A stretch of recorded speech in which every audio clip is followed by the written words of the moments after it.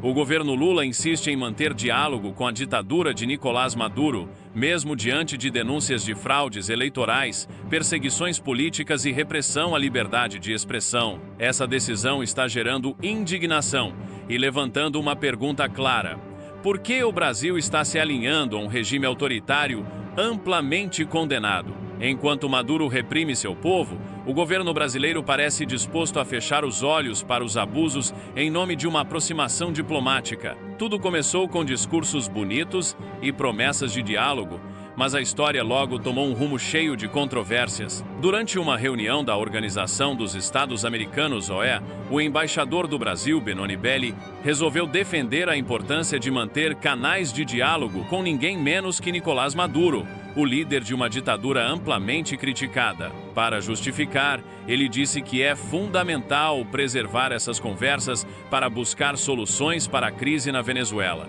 Bonito no papel, não? Mas vamos voltar um pouco. Em julho de 2024, a Venezuela realizou eleições presidenciais que, surpresa, terminaram com Maduro sendo declarado vencedor. A comunidade internacional não comprou essa história, apontando fraudes e irregularidades. Enquanto isso, o Brasil tentava uma abordagem diplomática, dizendo que queria mediar as tensões. Claro, isso soava como um plano bem intencionado, mas as coisas começaram a desandar. Em outubro do mesmo ano veio a primeira grande briga. O governo Lula barrou a entrada da Venezuela no bloco dos BRICS, o que deixou Maduro furioso. Ele comparou Lula a Jair Bolsonaro e partiu para o ataque nas redes sociais, provocando uma onda de ameaças e ofensas. Mesmo assim, o governo brasileiro pareceu disposto a engolir o desaforo e continuar o diálogo. E então, em janeiro de 2025, apesar de não reconhecer oficialmente a vitória de Maduro, o Brasil enviou sua embaixadora para a posse do líder chavista. Isso mesmo, mandou um representante para prestigiar alguém que a maior parte do mundo acusa de comandar uma ditadura. A justificativa? Manter os canais de comunicação abertos. Parece uma desculpa prática para ficar em cima do muro. Benoni Belli, o embaixador, ainda disse que o isolamento da Venezuela no passado só piorou a crise e que o diálogo é o único caminho.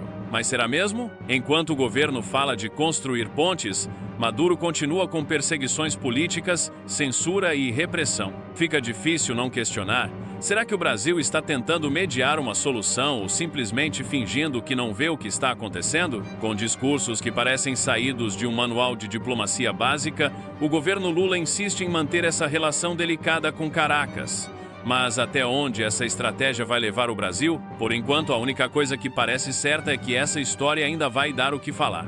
As implicações dessa postura do governo brasileiro em manter diálogo com a ditadura de Nicolás Maduro são amplas e delicadas, tanto no campo diplomático quanto político. A decisão de insistir nessa relação coloca o Brasil em uma posição ambígua e pode gerar uma série de consequências que precisam ser analisadas com cuidado. Primeiramente, no cenário internacional, essa postura pode ser vista como um sinal de fraqueza ou, pior, como uma conivência com o regime autoritário de Maduro. Ao enviar representantes para eventos como a posse de Maduro, mesmo sem reconhecer formalmente sua vitória eleitoral, o Brasil arrisca sua credibilidade junto à comunidade internacional, especialmente com países que condenaram as fraudes eleitorais e as violações de direitos humanos na Venezuela. Isso pode isolar o Brasil em negociações com parceiros democráticos e até comprometer sua imagem de liderança regional. Por outro lado, essa tentativa de diálogo contínuo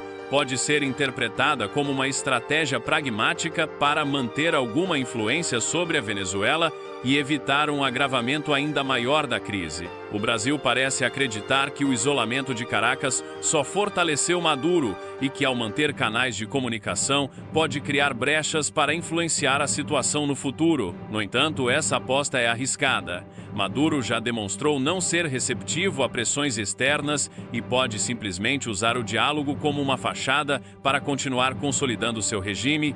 Do ponto de vista interno, a decisão de dialogar com Maduro também pode gerar turbulências políticas no Brasil. A oposição já aproveita essa relação para criticar o governo Lula, acusando-o de se aliar a regimes autoritários. Além disso, a sociedade brasileira, em sua maioria, enxerga a Venezuela como um exemplo de fracasso econômico e político, o que pode gerar rejeição pública às decisões do governo. Essa narrativa pode ser explorada para enfraquecer Lula politicamente, especialmente se essa aproximação não resultar em mudanças concretas na Venezuela. Se essa política de diálogo não for bem sucedida, o Brasil também corre o risco de perder força na liderança regional. Países que já estão descontentes com a falta de ações mais firmes contra Maduro, como Colômbia e Peru, podem passar a ver o Brasil como um ator hesitante e pouco confiável. Isso pode prejudicar iniciativas conjuntas em fóruns internacionais e impactar a capacidade do Brasil de mediar crises futuras na América Latina. No longo prazo, as consequências podem ser ainda mais graves.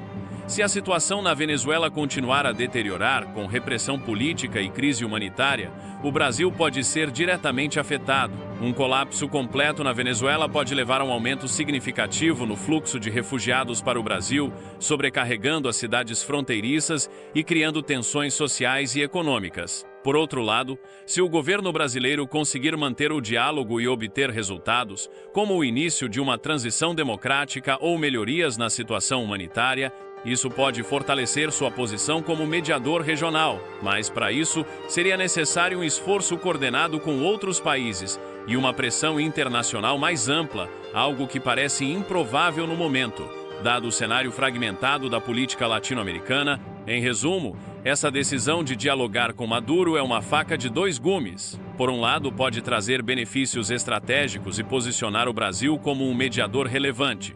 Por outro, pode manchar sua reputação, enfraquecer sua influência e até gerar crises internas. Tudo depende de como essa política será conduzida e se, de fato, trará resultados tangíveis em um dos regimes mais desafiadores do continente. Ative o sininho das notificações para não perder os próximos vídeos. Aqui estão 2 vídeos importantes para você assistir.